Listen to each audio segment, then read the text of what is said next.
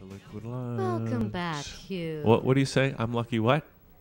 Do you hear that echo? You're lucky that I have interesting news items prepared, even though half the time you say you don't need it. Well, aren't you glad? You're lucky that despite... Aren't you glad I come prepared no matter what? I know. I'm lucky. I try to make room for you, and then even when there doesn't seem to be room for all that stuff, we make room. Isn't that a miracle, Marla? It's a miracle. Or a matter of convenience. A matter of convenience. Okay, good. Well, speaking of convenience... Well, we've made some money today. Maybe we should find out how to invest it by speaking to Joe. What a great segue. Yeah. Joe, the investor, is here. Joe, great to have you here as always. Hi, how are you? We're great, and you got the new hidden mic happening that nobody see. Nobody Let's can hope even see that it doesn't hidden rub mic, on the yeah. sweaters. When I used to be in show business, doing the news, I always had a lavalier, and it always rubbed on the collar. Okay, that's too bad. I wish things And were it different. gets muffled, too. Well, So I always think it should be more on the outside. listen, It looks almost invisible. let's start talking about RSPs. Joe, you changed the topic on us though. Last I did, minute. yeah. How come? Because it's RSP season. I think it's the right time to talk about RSPs. Because we can talk about the banking sector anytime. That's 'Cause right. They just don't seem to go away. They're always here with They're always us, there, aren't yeah. they? Now, can you hear Joe okay? Because he's soft-spoken Yeah. and he's got that new Well, those fangled sound mic. guys know what they're doing, I just Marla. want to know. Yeah, they're giving me the big thumbs up over there. So. Good. Okay, Joe, let's get right into it. RRSPs, it's that time of year, I think. I don't really know anything about RRSPs, but I hear people say it's that time of When year. you hear it, it's that time. Yeah. So that's a good indicator to know. January to March of the year. Yeah. Why is it that time of year? Is it because tax The tax follows it. Yeah. stuff is due? And the RRSPs are a way for people to save taxes, theoretically. Or am I wrong about that? Well, that's one of the things I want to talk about. Okay. Is about the taxes. All right. I'll start with the conventional model that people give to you when you go out into the financial sector. So the model is you start working at, say, 20 some odd years old. You contribute money for 40 years until you're 65, and then you retire, and you take your money out either as one sum or you turn it into a RIF and get paid out a little bit every year until your money runs out or until you die. Now, the model assumes that you can put money in every year. It assumes you get a return that's steady every year. So they usually quote 6 to 8% every year. And that's essentially what they expect. And if you do that, when you're in your 65 area, you might have $1 million, $500,000, depending what you're putting in and how long you've done it. Now, they also say you get a tax refund when you put it in, and that's true. When you put it in, but when you But take when it you take out, it out, you are taxed heavily. Now, is it It's 40% or possible. 50%? Or well, does the it highest just rate is depend? 50. Right. And So, typically, and by then, yeah, you do. So half of your money goes to taxes and now when you retire. That's right, unless you leave it in the RIF, but then the rules are different because Yeah, you put you're in a taxed RIF, in a but it's different still way. taxed, and then you're only allotted a certain amount of money out of the RIF. That's right, That's yeah. predetermined. So that's right. So depending how But this if you die goes, 2 years after receiving your RIF, that remainder of the money, again, gets taxed 40, 50%. is taxed as one time. So whatever is left to somebody, they get half that amount. So even your loved ones don't even receive your RSPs. Well, they get half of the amount. Yeah. So I bring this up because they have this model that you follow, and it's a very standard type of model. But anything that can go wrong with it means it's not what you're not going to get what you expect. So the tax thing we were talking about, if you ever have to withdraw that money before you retire, you will be taxed differently. If you do it at one sum or over many years, you're taxed differently. And if you're forced to take it out because of a RIF or because of an estate, you'll be taxed differently. Chances are more heavily. Now, the other thing I wanted to talk about was the returns. they assume you get so much a year, 7% per year, to get that $1 million that is quoted.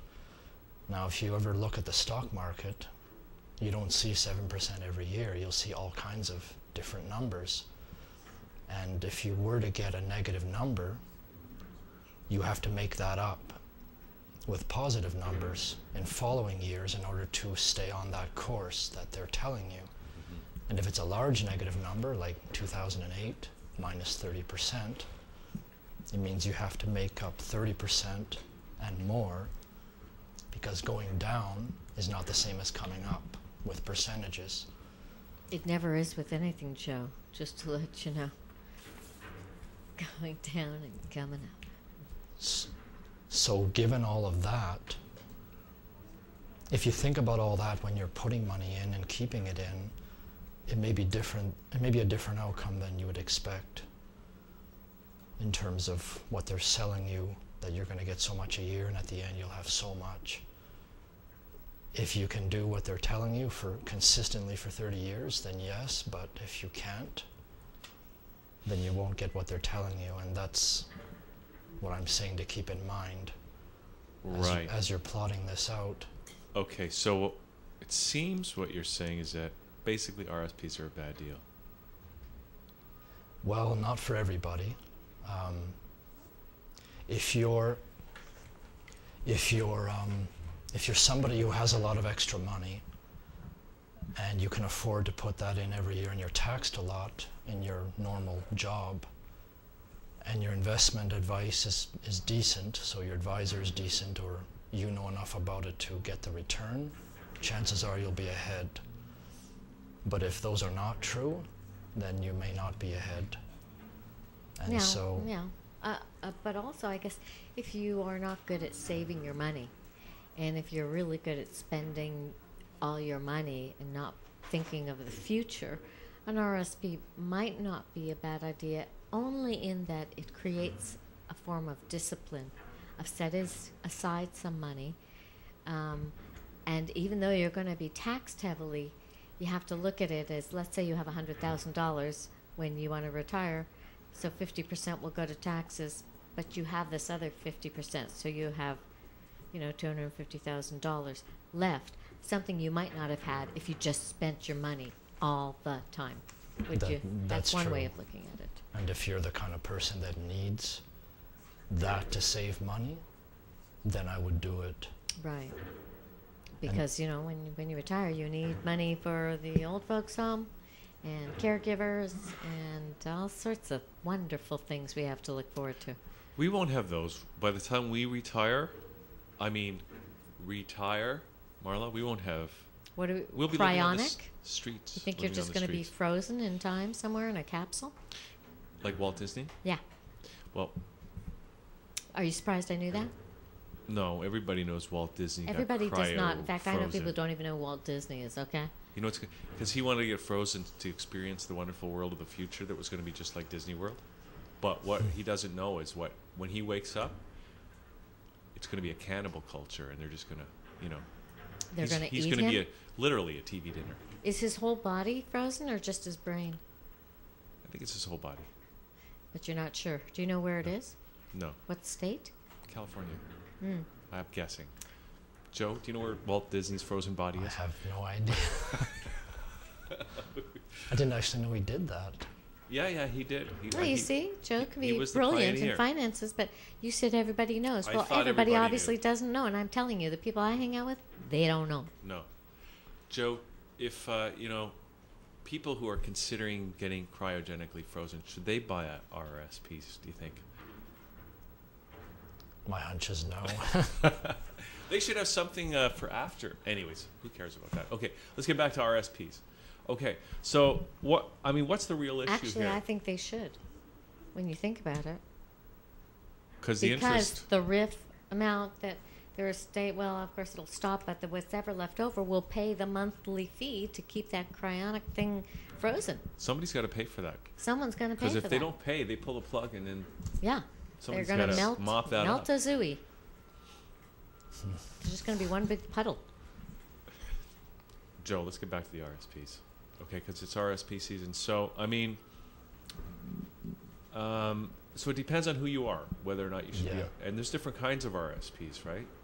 And, Well, you could put any kind of investment inside it. yeah, And yeah. so basically anything you can buy outside of it, you can buy inside of it, except for some very, very obscure things which people tend not to buy.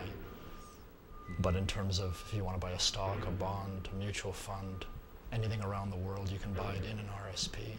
There's no limitations. Oh, you mean on like an that. RRSP GIC? Because can- there are RRSP GICs. You can buy that as well, yeah. But are there RRSP mutual funds? Well, they're all of them can be bought in an RSP. They're the same fund, they're just in that account. An RSP is essentially an account that's tax-free Temporarily. until you try to take it out, and then there's wherever you So stand that's what at they that have to point. explain to people. Temporary tax-free. Well, some people, I mean, there are people now that are really taking a close look at these rules and advising their, even if they're financial advisors, and advising their clientele accordingly. I mean, Joe, do you advocate at this stage? Because, you know, it's, of course, we never know what the future holds, right, in terms of the economy or the stock market or whatever. But right now, is there a certain kind of investment that you would recommend people put into an RRSP? Or is there something else that you would recommend besides RRSPs? Well, I'll say, okay, if you're somebody that, well, if you're someone that can't save money very well, then I would go after putting it in there, and then you'd have to look at what you can handle in terms of risk. If you don't know anything about it and you're scared of it, Yeah. I'd buy something very conservative like a GIC or a bond. Yeah. If you have a lot of debt and you need to pay it off, and you're choosing between that and an RSP, I would choose to pay the debt instead. Well, depending on the interest rate, right? Because if you're paying 29% interest on your debt, and you're only earning 7% Exactly. on your There's no point. RSP, And, yeah, and you they wanna are pay that debt offering off. also, take a loan so you can put in an RSP. Yeah, And I'm thinking, why would you take a loan? yeah. Yeah, I don't believe in that unless your investment is you know that it's going to be very, very profitable. You never really know, but if you have a very good information or above average results with what you buy, then you can take that kind of risk. But for most people, I'd say if you don't have the money, don't put it in there. Right. Borrowing for that is, if you lose And on even it, if then you have the this- money, why put it in there? Put it in another investment that your return's going to be bigger and better. And invest wisely. So if Invest you have some wisely. money. Easier said than done. Joe. If you have money, that's the first thing. Right. So, Joe, what else do we need to talk about the RSPs? What else about them do you want to bring to people's attention right now? I'll bring up another point about the paying debt versus investing in an RSP. It's the tax situation. When you pay debt, it's after-tax money. So if your interest rate is 5% on your mortgage, in order to pay it, you have to go to work, pay income tax, and with whatever's left, you put it on the mortgage. Yeah. So effectively, you're paying 5 plus your tax rate. Right. So for most people, it's about 7%. So you have to use that to compare in terms of I have to get more than that in my RSP in order to make it worthwhile. Right. And the other thing about RSP investing is the fees. The 7% they advertise that you need to get that large sum is after fees and after losses. So if you do this for a while and you're finding you're not getting those numbers, you're getting 2 or 3%, 0%, negative something percent, then it's not worth it versus a guaranteed return of paying off a debt, which is essentially, the way I look at it, is a guaranteed return. Whatever that interest rate that you got rid of is, it's a guaranteed money that you're going to keep later on. And so they talk about alternatives. Do I do this or do I do this? That's the main alternative people are going to see, debt versus investing. Yeah. And that's the way to compare them. You look at it with the same, they say apples to apples, but yeah, basically it's the same way of measuring. The taxes make it a little bit different, but that's how you compare. At mortgages after tax, you put the taxes back in it.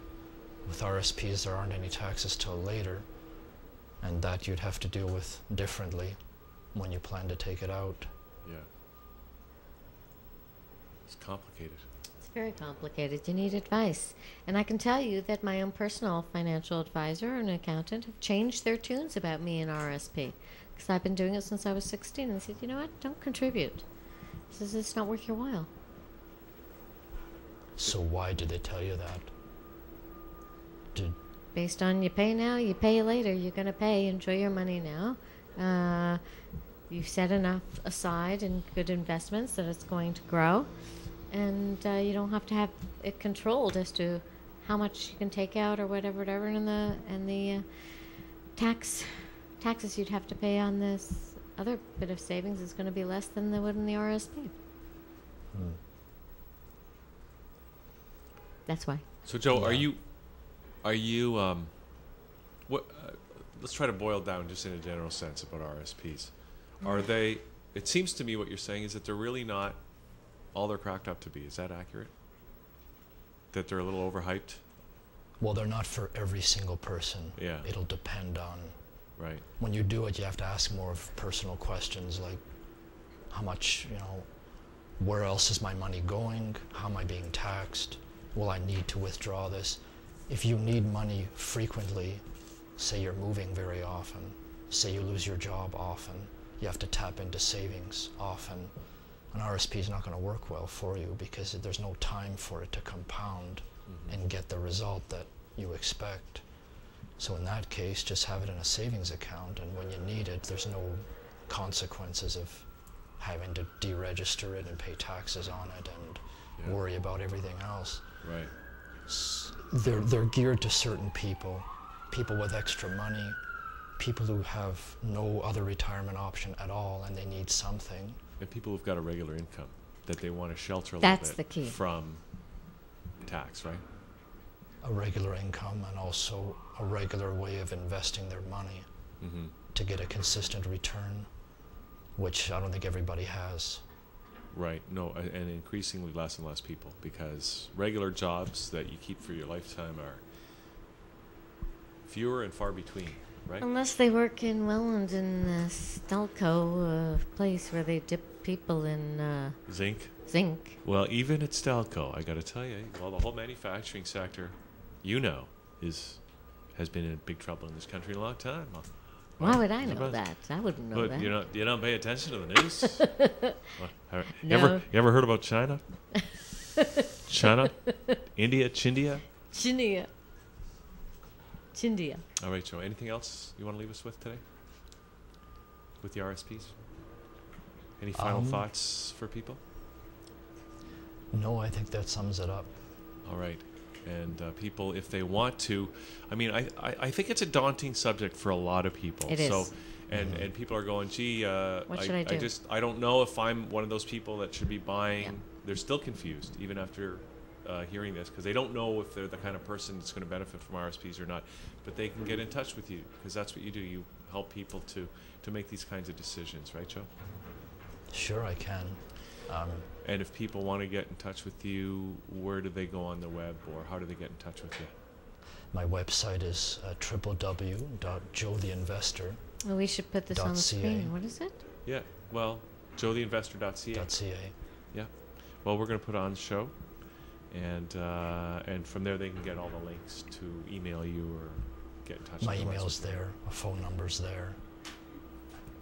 Okay. And Do you have your next interview ready on Skype? Because I just have another question. Yeah, go ahead. If we have a minute. Ask away. How do you define RIF, and when does the RIF happen? Is it up to the customer, or is it up to the government when the RIFs start?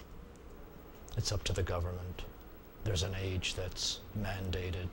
When you reach that age, it'll convert into a RIF, your RSP. What is that age?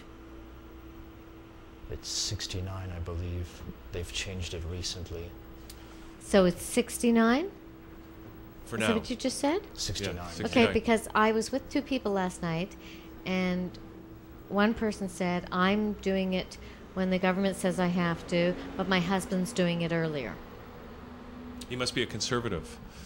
So is it not possible that you can initiate your RIF before 69?